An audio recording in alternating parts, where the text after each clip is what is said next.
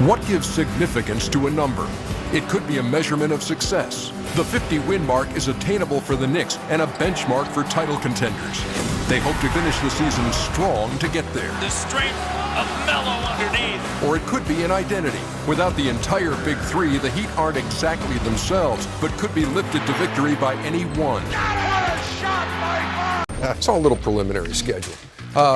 Hey, no LeBron, no D-Wade. Eric Spoelstra resting him. Chris Bosh is there. Tyson Chandler back after the bulging disc in his neck. He had missed 10 games. And this guy didn't miss much of anything. Carmelo Anthony. Nothing at all. Just, 7 for 7, just on fire. Inside, outside, threes. Hey, look at this three by Mike Miller. You know who he passed all time? Threes made? Who did he pass? Brent Barry for number 22 all time. Gosh. Sorry to break that news to you. Darn it. Congratulations, Mike Miller. Miller, look at him crashing the offensive That's glass. that's the one he'd like you to show several more times. I'm sorry, he's only getting one crack at it. I think LeBron and D-Wade would like to see it too. More Melo.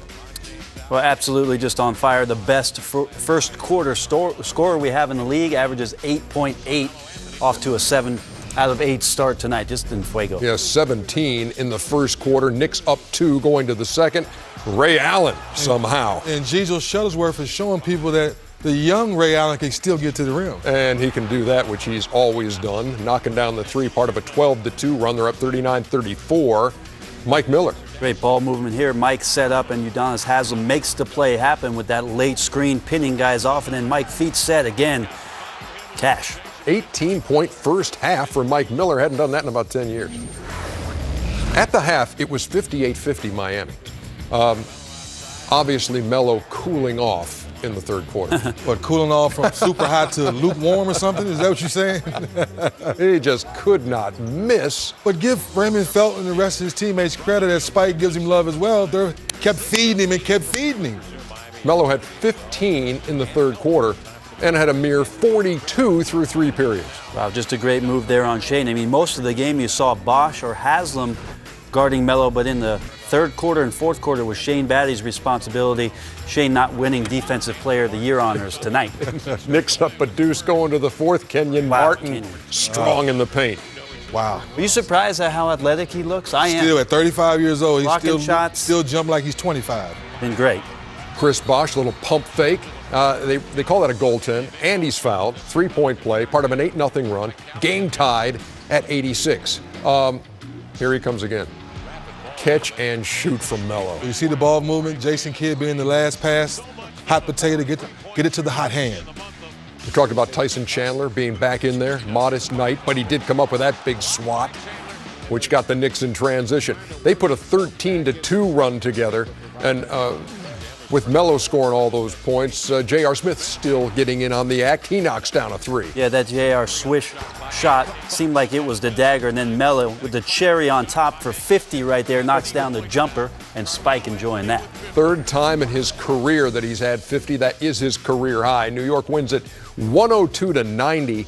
And, well, I tell you what, these guys have won 9 games in a row, 4 straight on the road. 15-8 since the All-Star break, and the 17-game home winning streak of the Miami Heat snapped by the Knicks by a dozen. You see the numbers for Carmelo Anthony. 50 as New York beats Miami without LeBron and without D-Wade. After the game, talk to Greg Anthony, who called the game on TNT via Cisco telepresence. Greg, don't you think it was imperative that New York win this game with LeBron and D-Wade sitting? No doubt that it meant far more to the Knicks than to Miami. Not so much in terms of the matchup between the two teams. I mean, you know, you could get over that. There's still time in the season, and they won 8 in a row. But I think the fact that, you know, their rotation's starting to get set again. They're starting to get healthy again. Tyson Chandler's first game back. And they look more like the team we saw the first half of the season. I think those things, in talking with Mike Woodson before the game, that was more the focus for him and for them. And so to see them play that second half the way they did, where they were really active defensively, and I think you can see the difference that Kenyon Martin makes on that roster, they were impressive. And I think a team that could be very formidable come the postseason. Well, Melo was awesome tonight, Greg. Obviously, the first quarter, 7 of 8, doing what he's done all year long. Leads the league in first quarter scoring. tactically, were you surprised that Spo didn't do anything to either deny him or double team him or chase him away from jump shots? It seemed like all night long they were content to see if Melo could beat them, which he did. You know, that's a great point, Bones. I think the one reason why you don't potentially is because of the score of the game. It wasn't a scenario where the game was out of reach. They had done such a good job of being able to hurt the Knicks offensively that maybe you just didn't want to start opening up the floodgates with three-point opportunities. And remember, at the end of the third quarter, there was a possession where they actually did try to bring somebody to him. He was able to find Novak in the opposite quarter to knock down the three to end that quarter. So I think it was kind of, damned if you do, damned if you don't.